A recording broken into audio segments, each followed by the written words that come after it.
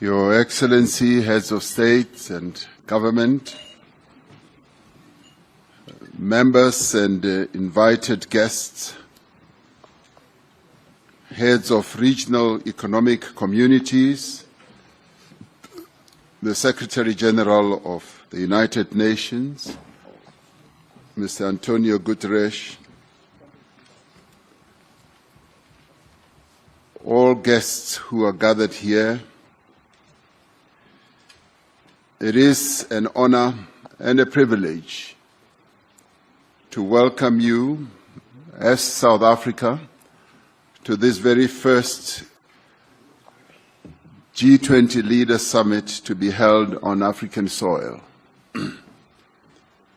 We gather here at the cradle of humanity in Africa to affirm our common humanity. We gather here to affirm the value of partnership and cooperation to finding common solutions to shared problems. Shortly before the dawn of democracy in South Africa, the father of our democracy, Nelson Mandela, said, "The time has come for South Africa to take up its rightful and responsible place in the community of nations." Today, as we open this G20 Leader Summit, South Africa is deeply aware of the profound responsibility that membership of the community of nations places upon us. We also understand the responsibility of being entrusted with the presidency of the G20. In the execution of its task as president of the G20, South Africa has, throughout the past year, through its stewardship of some 130 meetings in various parts of South Africa, in other countries on the African continent, and beyond our shores, including at the United Nations, we have sought to undertake this task with care, with dignity, and with diligence. We have sought at all times to preserve the integrity and the stature of the G20, a premier forum of international economic cooperation. From its initial focus on broad macroeconomic issues, the G20 is now engaged on matters such as trade, sustainable development, health, education, science and technology, agriculture, energy, the environment, climate change, and many others. It has therefore broadened its scope as the challenges of the peoples of the world requires that they should be addressed. As the G20 countries, we understand that progress on each and all of these issues is a necessary condition for strong, sustainable, balanced, and inclusive growth. In pursuit of and in conformity with the founding mission of the G20, South Africa adopted the theme Solidarity, Equality, and Sustainability for its presidency in 2025. Through solidarity, we can create an inclusive future that advances the interests of people around the world who are at the greatest risk of being left behind. This is important in an interconnected world where the challenge faced by one nation affects all other nations. By promoting equality, we strive to ensure fair treatment and equal opportunities for the individuals and nations of the world.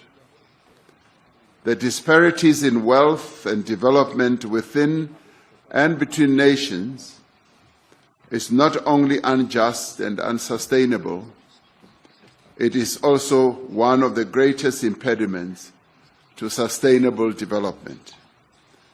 It is essential that we break down divisions of economic status, of gender, of race, and geography. Sustainability involves meeting the needs of the present without compromising the ability of future generations to meet their own needs. As a founding member of the G20, South Africa has sought to ensure that the development priorities of the Global South and the African continent find expression firmly and permanently on the agenda of the G20. This is important not only for the people of Africa and the Global South. It is vital for global stability and security, alleviating resource pressures, managing population movements, and reducing the risk of conflict. We seek stability because it attracts investment, it improves planning and reduces the risk of global economic shocks. And we prioritize inclusive and vibrant markets because they are able to drive innovation and efficiency. Thriving economies lift people out of poverty. They encourage greater investment and trade, and they generate the revenue needed to invest in public goods. The threats facing humanity today, from escalating geopolitical tensions, global warming, pandemics, energy and food insecurity, to inequality, unemployment, extreme poverty, and armed conflict, jeopardize our collective future. It is therefore essential that we make greater and faster progress towards the achievement of the United Nations Sustainable Development Goals by 2030. We welcome the Seville Commitment adopted in June this year, which sets forth a renewed global framework for financing for development. We must use this framework to catalyze development investments at scale in developing economy countries.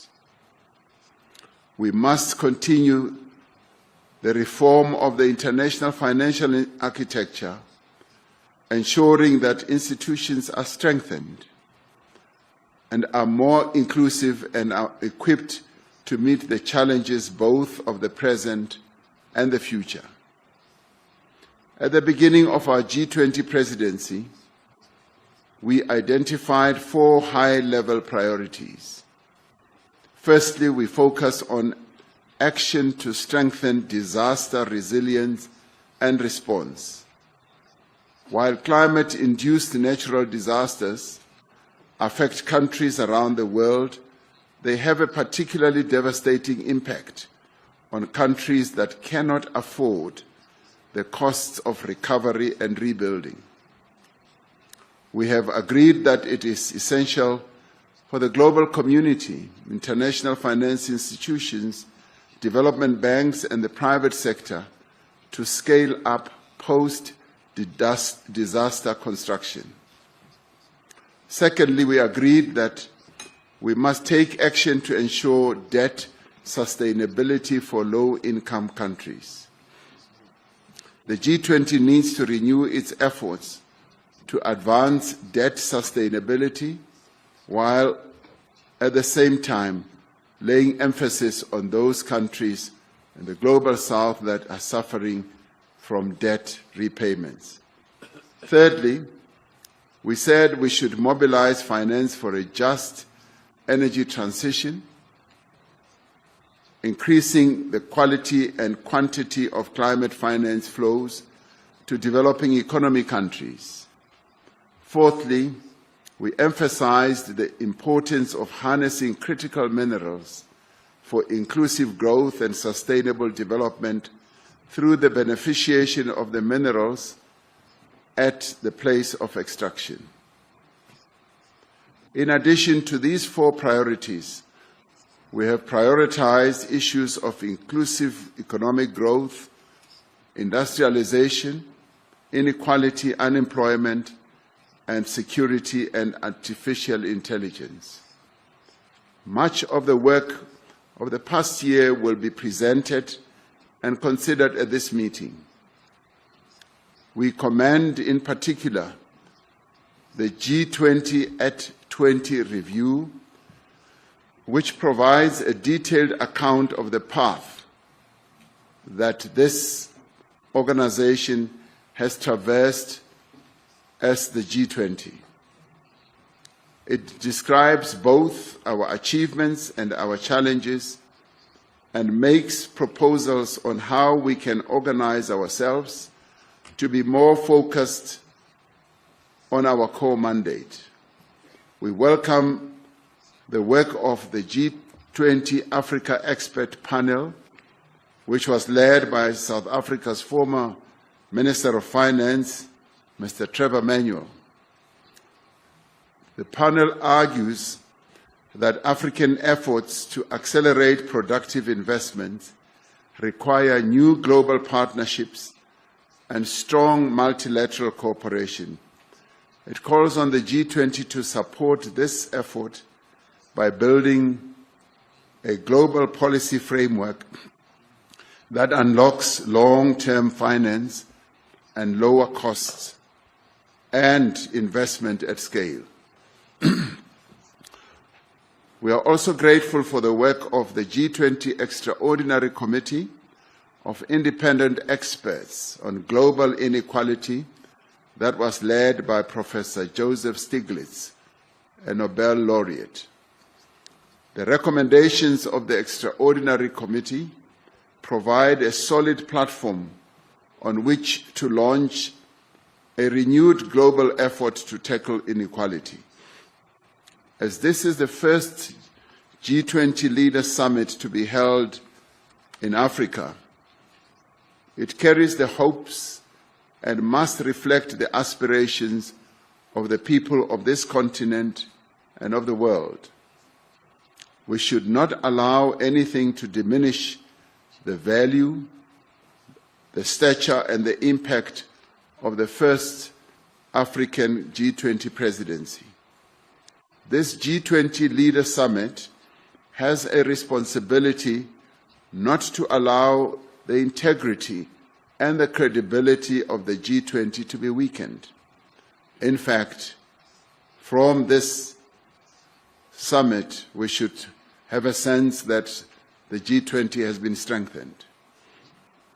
We thank all delegations that have worked together with us in good faith to produce a worthy G20 outcome document for this historic leaders' meeting. The G20 underscores the value of the relevance of multilateralism. It recognizes that the challenges that we face can only be resolved through cooperation, collaboration, and partnership. The adoption of the declaration from the summit sends an important signal to the world that multilateralism can and does deliver. It sends a message of hope and solidarity across the world. It tells the world that as the leaders of the G20, we will keep fast to our solemn pledge to leave no person, no community, and no country behind. With those words, I therefore declare the G20 Leaders Summit open, and thank you.